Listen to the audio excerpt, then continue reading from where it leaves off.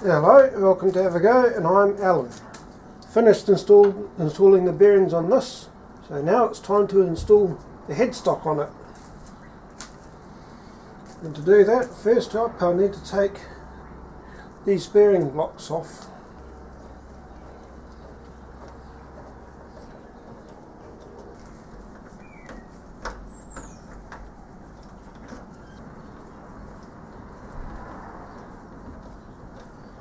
Let's slide this off.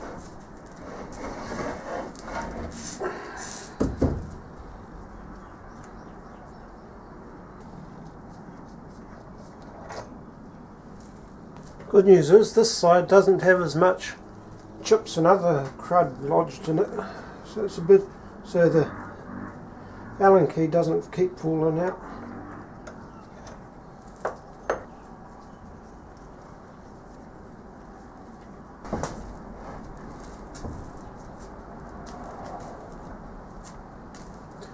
That is where I want to put it.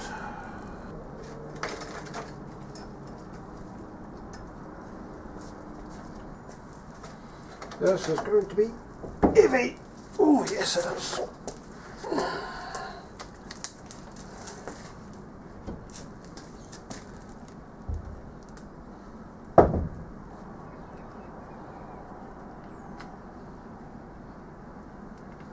Now to see if that worked. No, it did not.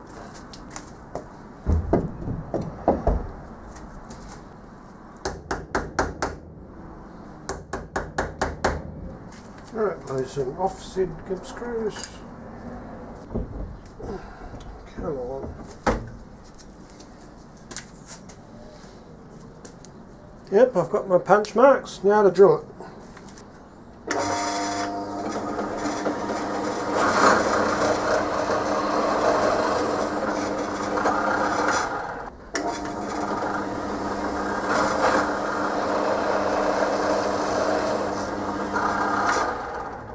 It's an M8 through hole, but it occurs to me I should make it a perhaps 8.5.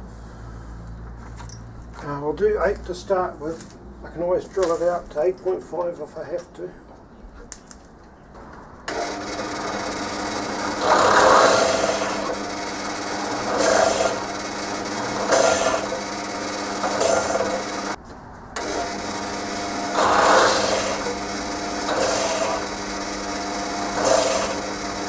And how to countersink those. I'll start with the Sutton, then I'll go to the Bosch. Alright, I need to slow it down for this.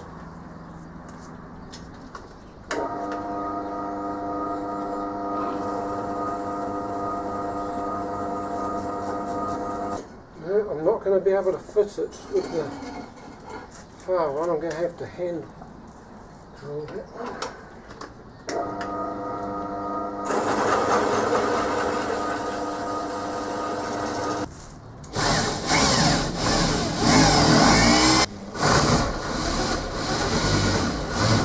I might be mad here, but this Bosch 6-way bit seems to work better on aluminium than the Sutton, whereas the Sutton works better on steel.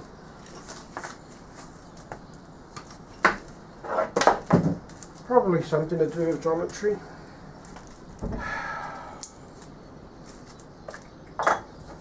.5 milliliters.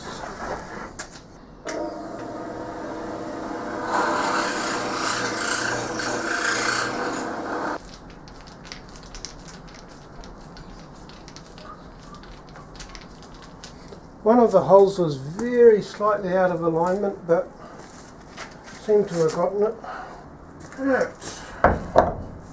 Bolt this in back down. Right, now to put this back on.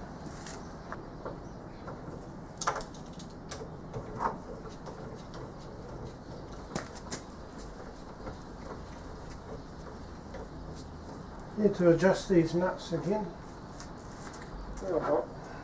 Remember what I was saying about this paint in those? I'll put the yellow on now.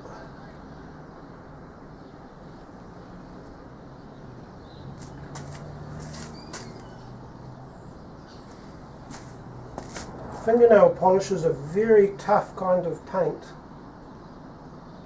It's pretty close to nitro lacquer actually. And clear fingernail polish is a very nice little clear coat. I'm going to make this detent here a bit deeper.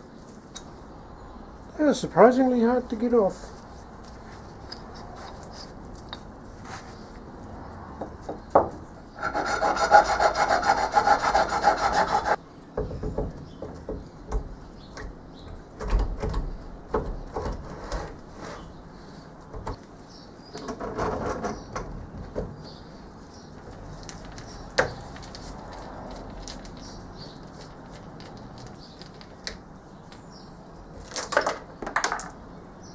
Took that off entirely because I need to remake these things out of steel.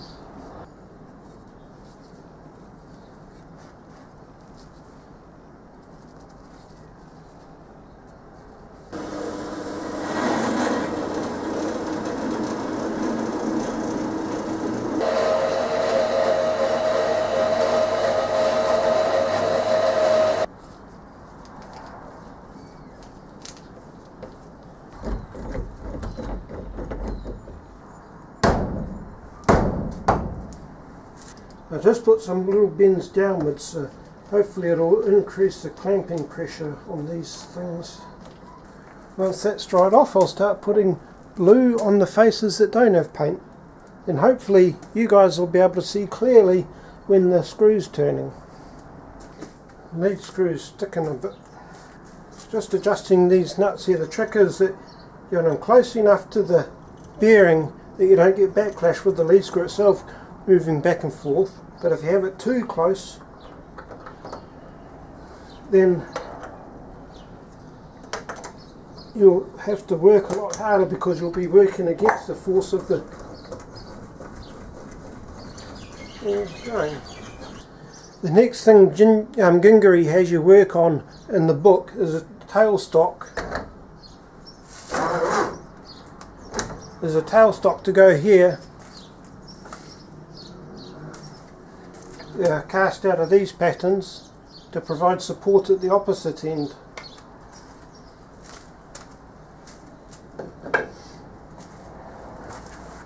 What I am thinking of doing instead is making the faceplate across here first, because I came across a blog of another chappie building a Gingery lathe, and he didn't do the tailstock and then the faceplate. He did the faceplate first, and then when he was making the tailstock he bolted the castings to the faceplate to face them off cleanly. So I'm thinking of doing that in that order first. Let me know what you think.